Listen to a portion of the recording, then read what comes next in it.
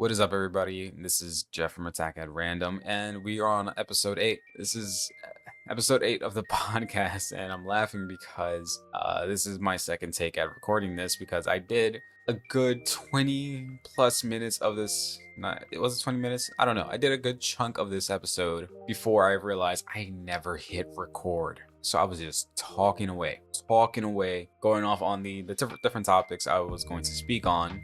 And then I looked down at my recording software and lo and behold, I never hit record. So yeah, this is take 2 of episode 8 of the Attack at Random podcast. And yeah, we're 8 consecutive weeks. We're going strong. We haven't missed a day. I guess you can count the last episode where my computer crashed and I had to upload episode 7 a couple days later, but it's out there. We posted it out there. Reels are out there. Shorts, clips, all that stuff, so like, share, subscribe, do all that fun stuff. We're almost at 50 subscribers. Again, it's not much, but it's something. So I appreciate everybody that's been tuning in, listening, and sharing the podcast. And with that, let us go into this first topic because it's a little bit wild. And I wonder how this is going to affect a lot of people, and by that I mean fishes, because this topic is a little wild because 2 guys want to sink servers into the ocean. And you heard that right. These 2 guys want to have data centers underwater in the middle of the San Francisco Bay. But it gets even crazier because apparently they never told any regulators or government officials about this. So to quickly get into this, so for those of you that don't know what a data center is, imagine a giant building filled with thousands of powerful computers, all working to handle the information that powers the internet, like your social media posts, online videos, or the annoying AI that recommends terrible YouTube videos for you. So these computers, they get really, really hot, and keeping them cool is a huge job. That's where Network Ocean comes in. It's a startup that has a wild idea. Instead of using traditional air conditioner to cool these computers, they want to sink them into the cold ocean water, where, they'll naturally be cooled. The founders think that this could be a more eco-friendly way to keep everything cool and running smoothly. Think of it like when you're overheating on a hot day and you decide to take a dive into the pool. It feels so much better and refreshing afterwards. But instead of being a person, you decide to throw a bunch of computers into the pool and have them go for a swim to cool off. Now, you'd think that before putting tech equipment in the middle of an ocean, you'd tell the people in charge, right? Like the government or environmental agencies. Well, guess what? These guys, they ain't do shit. Local authorities had no idea about this plan until they found out through the media and like social media posts and stuff like that. So picture this: someone reading through the news and going, wait, who's doing what and where they're putting it where? So can you imagine being a regulator, just chilling in your office and just decide to scroll through Facebook like one does while we're in the office, and suddenly you're learning about a company that's going to drop high-tech equipment in the middle of the bay? Yeah, that's a big surprise. So why does Network Ocean want to put computers underwater instead of keeping them in normal buildings? Well, traditional data centers, they take up a lot of space, use a lot of electricity, and they need powerful cooling systems to stop everything from overheating. That's bad news for the environment, and it gets really expensive. By using the cool ocean water to keep the servers from overheating, they believe that this can save energy and reduce the environmental impact. In other words, they're hoping that underwater data centers could be better for the planet and cheaper to run. Kind of like how an electric car might save money on gas and reduce pollution. All right, so putting data centers in the ocean sounds like it could save energy, but there's a catch. What's going to happen to the environment? Ocean ecosystems are delicate. There's fish, coral, and other marine life that could be affected by all this tech in their neighborhood. And, what if a crab decides to start ripping apart some of this tech and turn itself into some sort of crab terminator, or a shark doing the same thing? And just now we have 3 more terrible movies of a shark going full-on Terminator on people. Although that might be interesting to see. Sharkminator, I don't know. There's something there. Somebody can work with this. And if somebody takes my idea, I want at least 20%. Anyways, So where was I going with this? Oh yeah, and also what if the equipment heats up the water, or something leaks into the ocean? That's going to affect the fishes, it's going to affect the corals. It's also going to affect the crab that turned itself into a terminator. Regulators are worried that these underwater servers could do more harm than good, and also harm to humanity. Last thing we need is a crab building up a Skynet. That's how the world burns, by crabs and fishes. Imagine the fish going, "Hey, what's in this glowing box over here? Let's just take some of this data tech." Now, the thing is, this isn't the first time that someone thought about putting data centers underwater. A few years ago, Microsoft tried to do this exact same thing with something called Project Natick, N-A-T-I-C-K, Natick. I believe it's pronounced Natick. So they submerged servers off the coast of Scotland, and guess what? It actually worked. They found it to be more energy efficient and easier to cool. So could something like this be the future of tech? It's possible. But before we go full on Atlantic and then possibly have our own world be destroyed because we grew too powerful, we need to make sure that the environmental risks are understood and minimized. Who knows? Maybe in a few years, we might have a whole underwater city of data centers, powering the internet. But first, we have to make sure that we're not turning the ocean into one big glowing computer with messes and oils spills everywhere. We don't need another oil spill. I'm looking at you, BP. And, Network Ocean, at this point, they have a lot of convincing to do. They need to work with regulators to make sure that everything's safe for the environment and there won't be any unexpected consequences. If they can prove that this idea of an eco-friendly and efficient way to cool off data centers, then we might see more companies going down this path. But for now, it's really just one step at a time. So what do you think? Would you trust your data center sitting at the bottom of the ocean or near the bottom of the bay, somewhere near Alcatraz? Or is it just too crazy to work? Let me know in the comments. And don't forget to subscribe. This was pretty interesting, and I kind of want to see if this is going to be a thing, but I digress. And going on here, the next thing I really want to talk about is the fact that there's a phone company that I guess some of you may or may not be familiar with. There's a phone that's going to be released that is going to cost more than a MacBook Pro. Yeah, you heard that right. I'm talking about the Huawei. I don't know. I'm not 100% sure how to pronounce it, but I believe it's pronounced Huawei. I'm talking about Huawei's latest masterpiece, the Mate X-T Ultimate. So this thing has got more folds than an origami convention and my ex's forehead. But also, it's more expensive to repair than, no average phone. So I just want to talk about this real quick because this is also terrifying in terms of repair costs, but also kind of interesting with the way that things are going, especially in this economy. So first, let's talk about that sticker shock. The Mate X-T Ultimate starts at a whopping $2,809.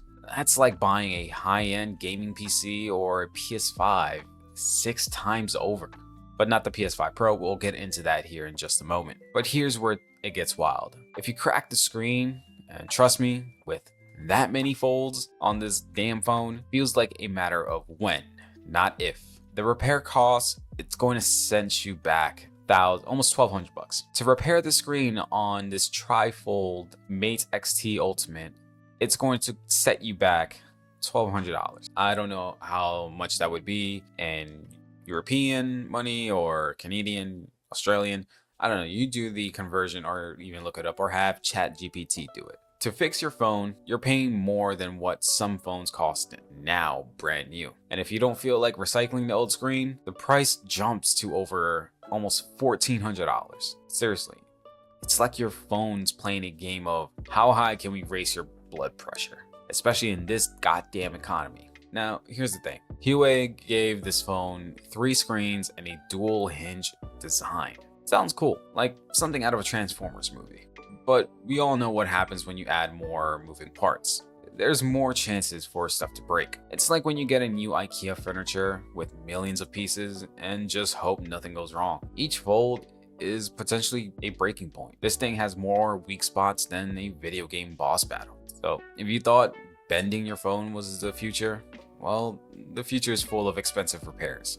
Now, for those of you looking for a bargain, yes, I'm talking about the coupon clippers out there, Huawei offers a cheaper fix. You can get a refurbished screen replacement for only $983. Yeah, I said only in the same way you'd say only, quote unquote, when talking about paying off student loans in 20 years instead of 30. I mean, sure, it's technically a discount. I don't know about you, but paying almost $1,000 to replace a screen makes me feel like this phone should also cook my meals, do my taxes, and, tuck me in at night.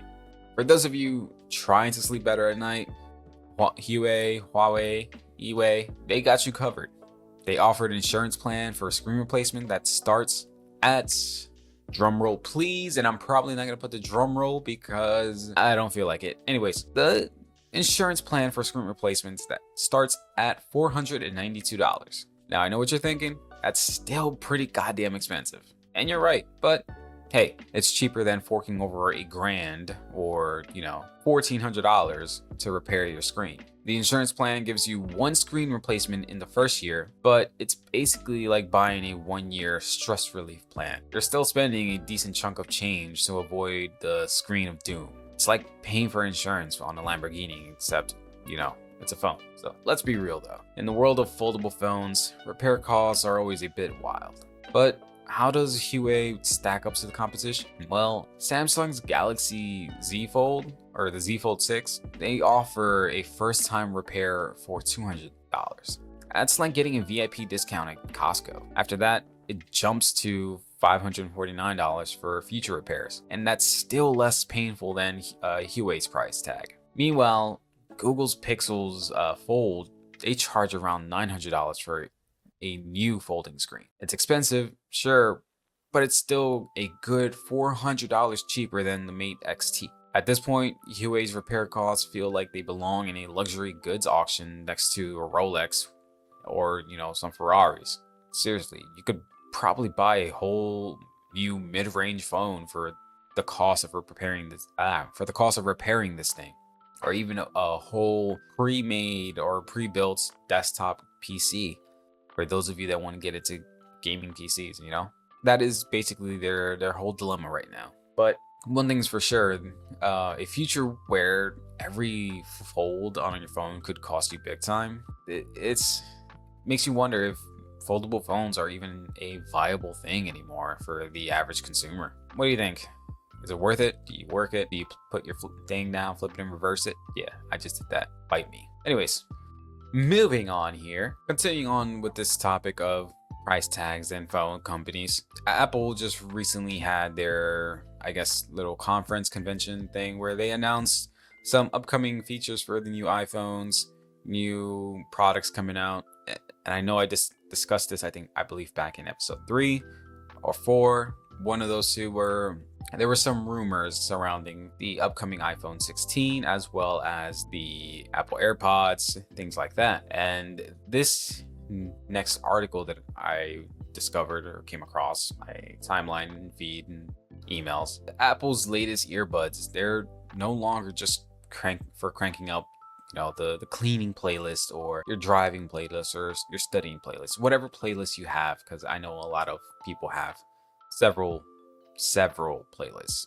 Getting off topic a little bit there. The FDA, yes, that FDA, they approved the new AirPods to be used as hearing aids. And I know your grandma's probably going to want a pair. Basically, Apple said, why buy separate hearing aids when you can just use the same thing you own to drown out your coworkers? Look, these traditional hearing aids are expensive, they can be hard to get, and let's be honest, they're not the most stylish things out there. But now these tiny guys, these AirPods, they do the same thing. It's like getting a 2-for-1 deal at the Apple Store, except instead of fries, you get better hearing. Now, for those of you that are curious about the technical details of this, the FDA approved Apple's software to let AirPods Pro function as an over-the-counter style hearing aid.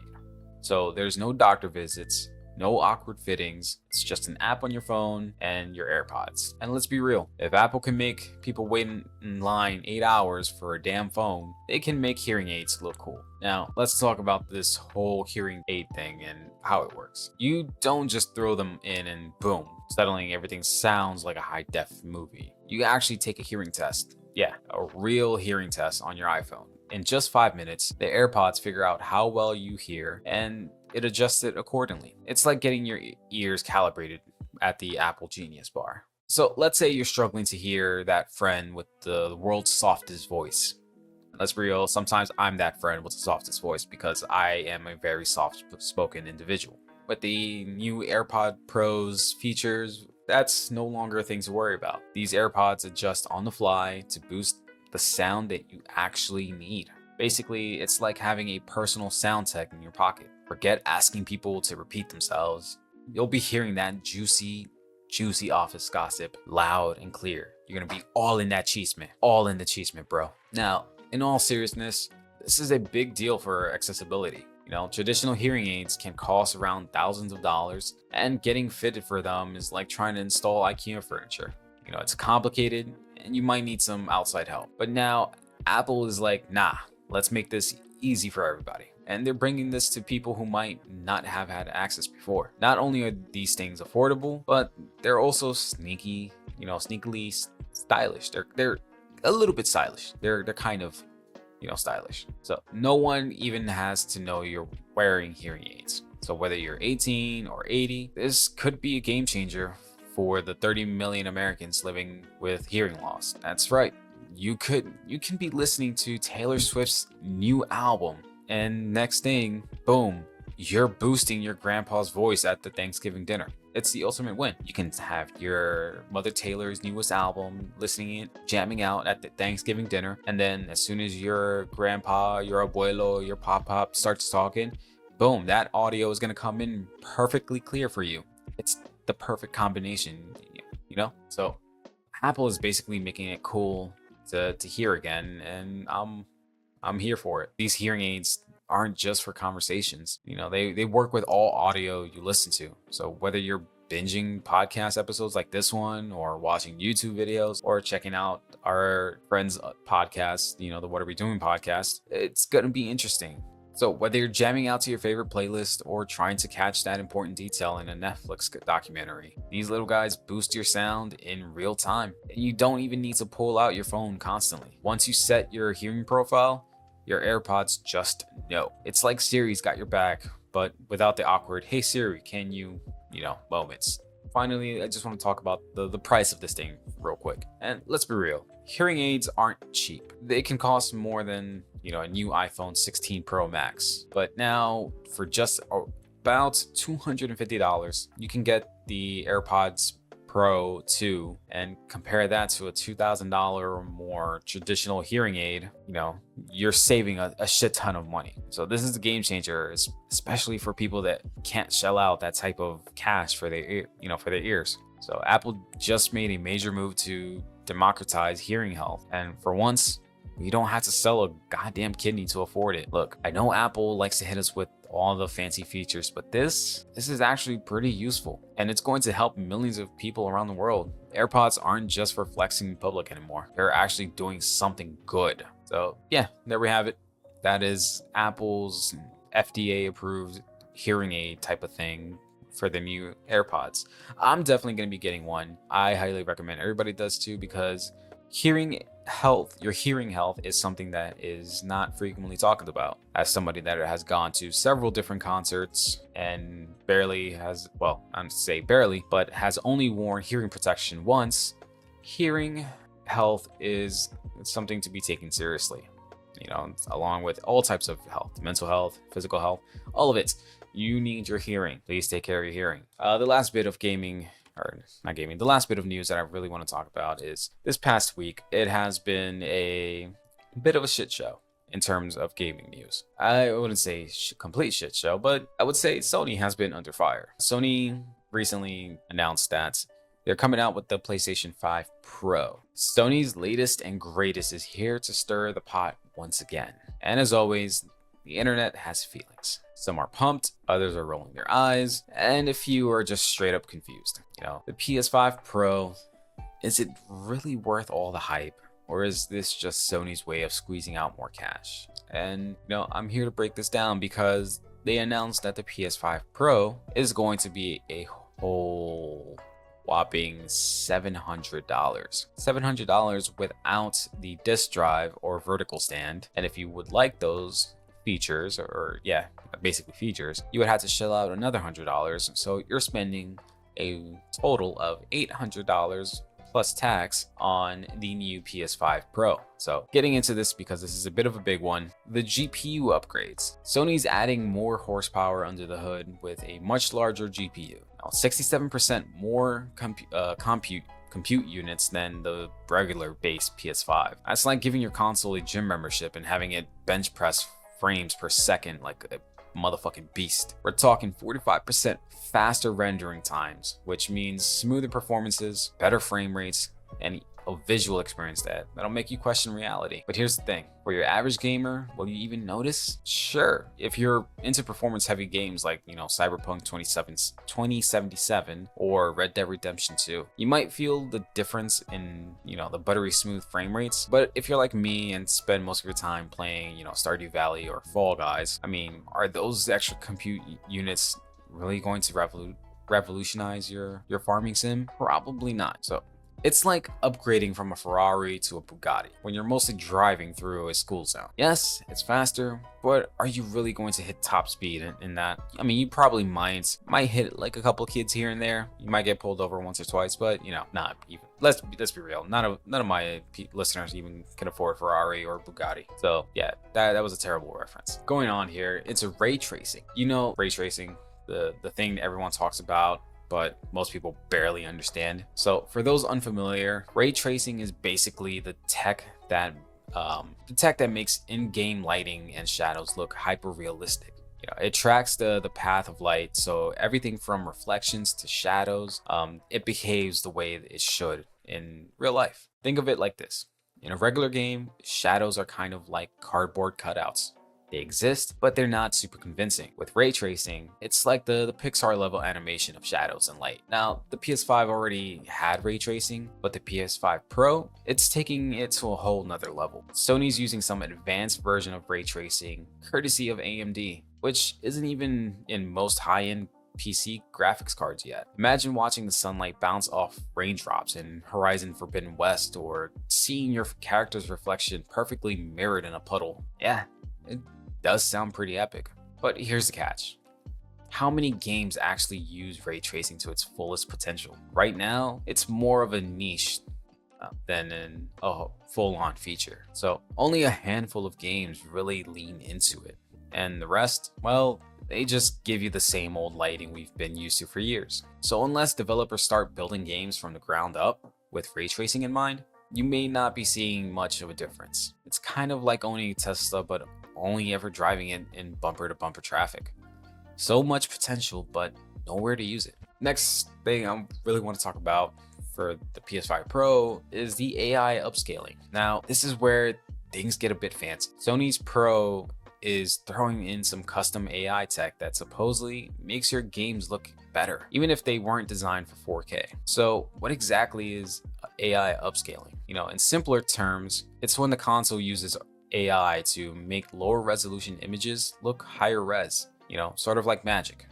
Or like when you squint at a very blurry picture until it starts to make sense and then you realize all it says is send nudes. Imagine playing an old PS4 game and the AI does some wizardly magic to make it look like it was remastered for the PS5. It sounds great, right? But AI doesn't always get it perfect. Remember when AI tried to draw human faces? Yeah, sometimes you end up with weird textures or jagged lines where there should be smooth surfaces, but there isn't. So while this tech is promising, it might not be flawless right out the gate. But when it works, it works. Think of it as putting your games through an Instagram filter.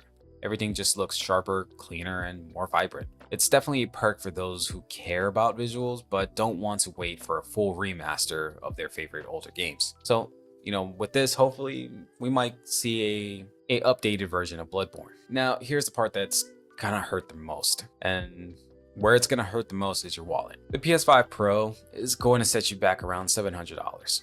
That's almost a full month's rent for some people, or $700 trips or 700 trips to the McDonald's drive-thru if you're on a budget. So the question is it worth it? Can you work it? I'm not gonna do that again. So if you already have a regular PS5, the short answer might be no. Base model is still a beast.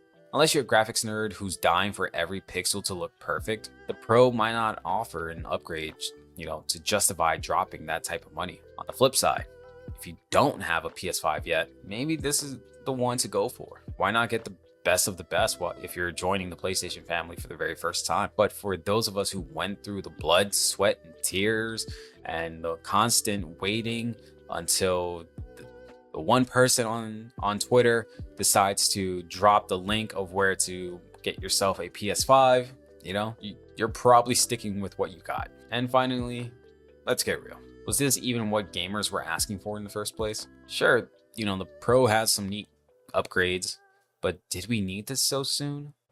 The original PS5 is barely out of its toddler years, and we're already getting a pumped up version. It's like getting a sequel to a movie before you even finish watching the first one. Many gamers were hoping for something more game changing, like, massive new features or an entirely different approach to gaming hardware. Instead, the Pro feels more like a souped up version of what we already have. It's impressive, but not revolutionary. It's like ordering a pizza and getting an extra topping thrown on for free. Yeah, it's nice, but it's still the same pizza you were already eating. So what do you guys think?